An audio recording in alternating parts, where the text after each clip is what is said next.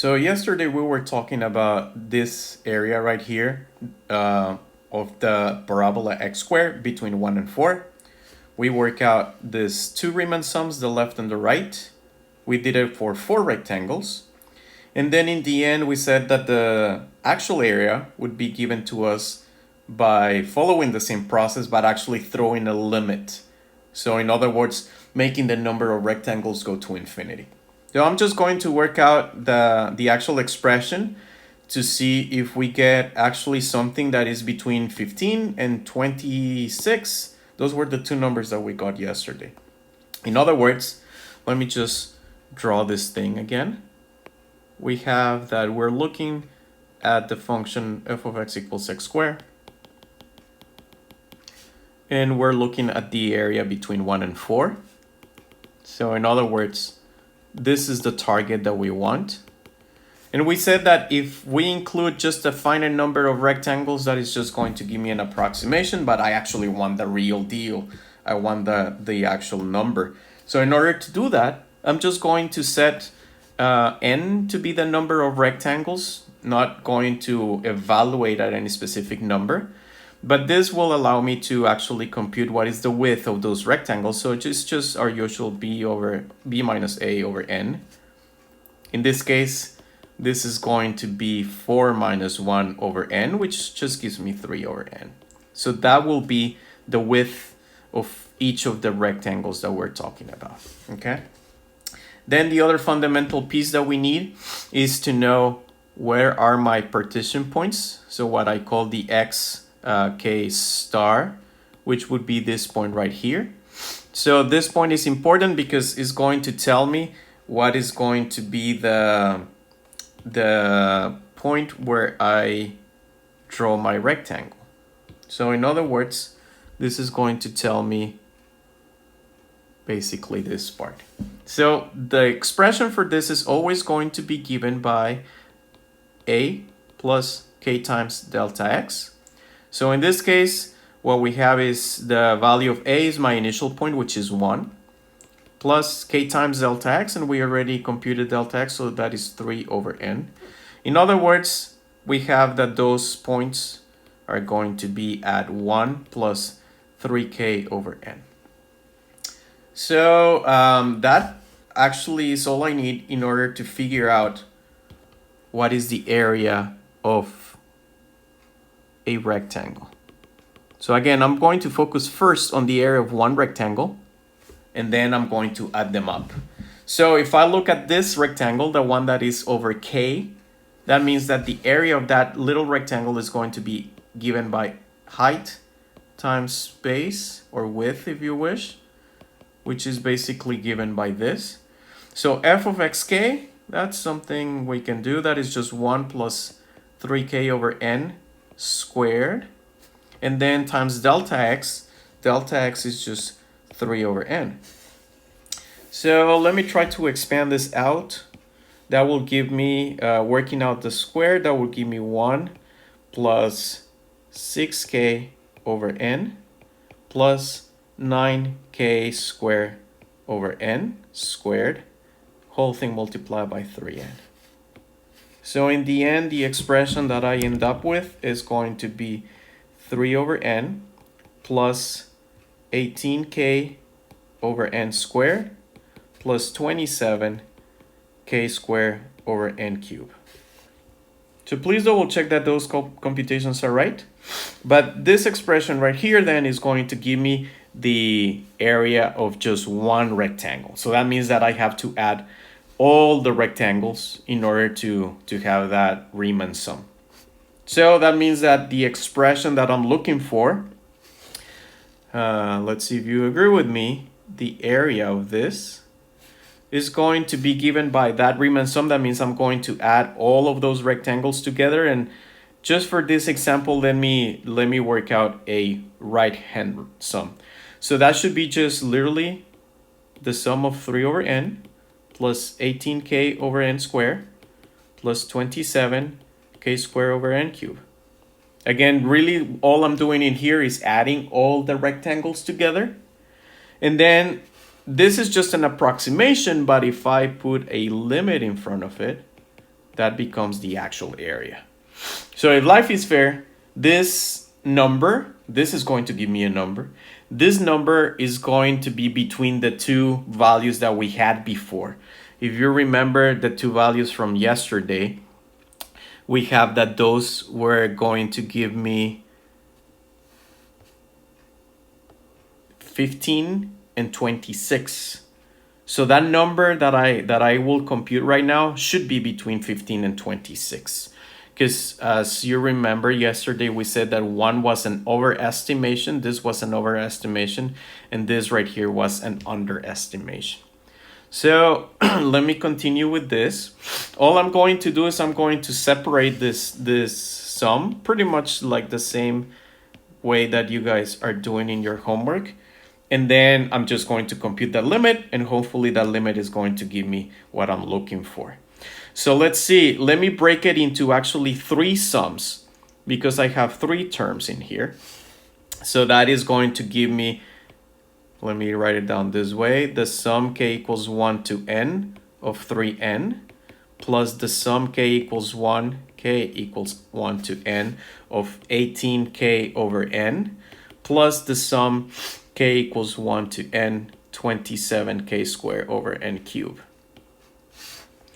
All right, so let me do one more step.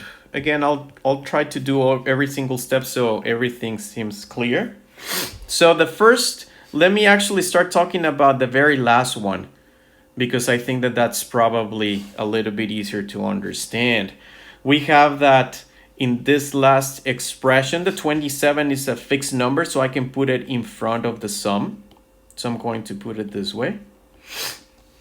But notice one important thing in here to notice is that n is also fixed.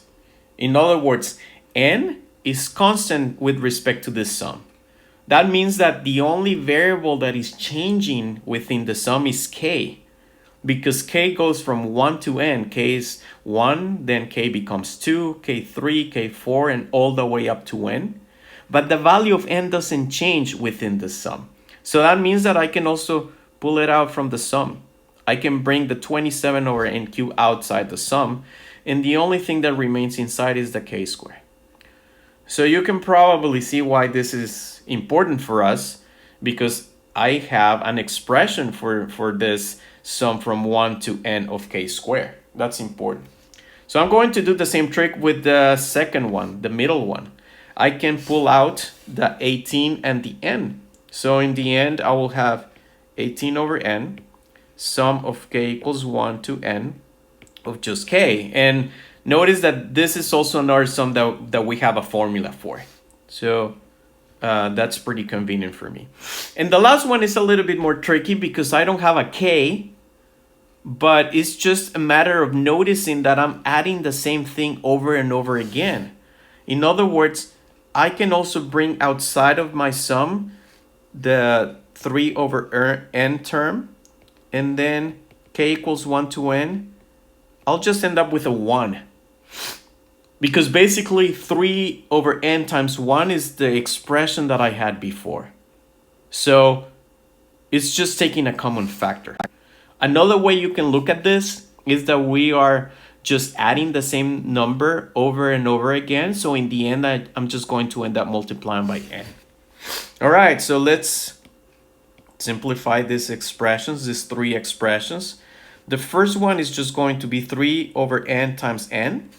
Because again, if you add 1 with itself n times, that's literally the definition of multiplication. Then the next one is going to be 18 over n. And then we have an expression for this. This should be just n plus 1 over 2. And the last one, we can do something very similar. We'll have 27 over n cubed. And then we have an expression for that sum of k squared. That is n over n plus 1 to n plus 1 divided by 6. And notice how all the sums disappeared, all the k's disappeared, and I only have an expression that depends on n, which is actually very useful. So let me just simplify these expressions a little bit more, and let's see what we can do about it. Actually, I just realized I was missing this little 2 over here. I'm sorry about that.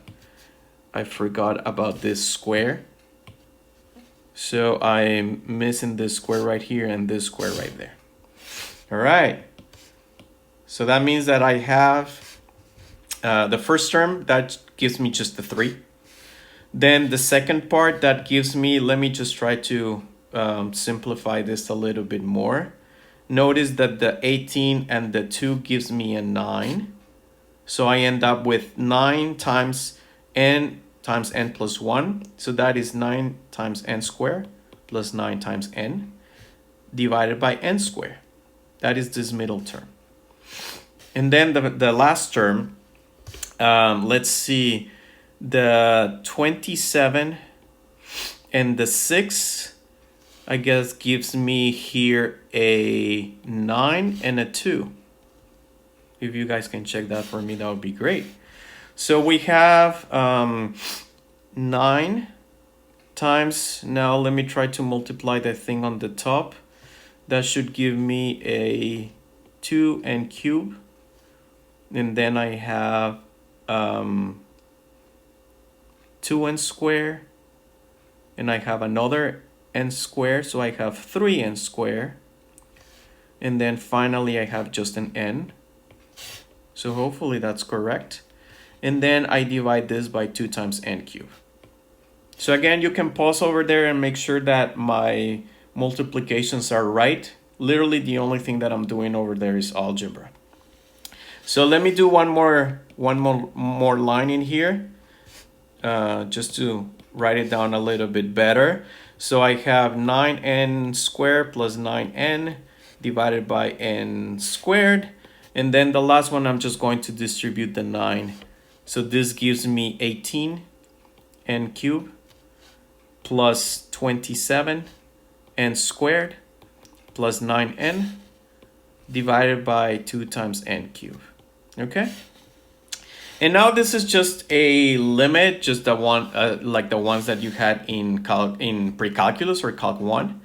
So if you remember, what we can do for this limit is just to take leading coefficients. So I'm just going to break it into 3 parts. In other words, I'm going to look at the limit of the first term, the limit of the second term, and the limit of the third term, and then just add them together. So I have, well, the first one is pretty easy. The limit of 3 is just 3. That doesn't change, so it has to be the same. Then for the second one, we have that the leading coefficients are just 9 and 1. So that gives me that this limit is going to be 9. Plus the last one is leading coefficients of 18 and 2, which gives me that this is just 18 over 2. Okay? So let's see. This should be 3 plus 9 plus 9, which is 21. It's 21. So in the end, it does fit in between the 2 Riemann sums that we had before. And this means that the integral between 1 and 4 of x squared dx equals 21. So of course, this was kind of lengthy, but that's the actual number. This is not an approximation, this is the actual number. So the idea is to figure out how we can generalize this so we don't have to work out this whole process every single time. And that's exactly what we're going to talk about tomorrow.